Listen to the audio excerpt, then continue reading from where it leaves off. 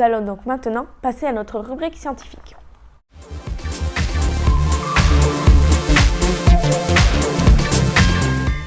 l'ITER est un projet international de réacteurs nucléaires de recherche civile à fusion nucléaire, initié en 2010 par 35 pays, dont ceux de l'Union européenne.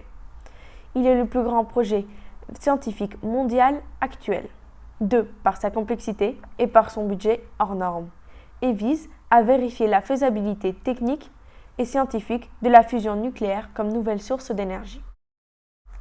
Ce mardi, les derniers tests de validation du centre de recherche de l'ITER, basés sur les nouvelles technologies d'aimants supraconducteurs, ont donné des résultats très encourageants.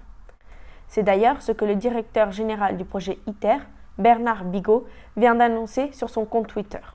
Et cela va permettre de réduire considérablement la taille des réacteurs de fusion et donc le montant des investissements. Nous allons donc écouter son intervention. Alors, cette découverte exceptionnelle va nous permettre d'anticiper de 15 ans nos plannings initiaux. Nous pouvons donc désormais prévoir les premières applications et développements commerciaux de la fusion nucléaire d'ici 2030 et peut-être même avant si les pays fournissent des efforts.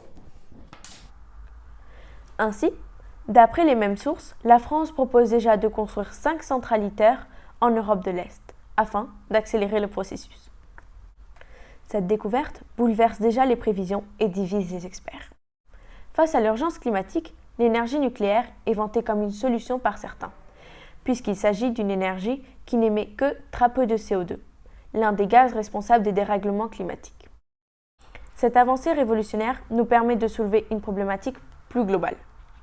L'énergie nucléaire est-elle réellement une alternative pertinente aux énergies fossiles ?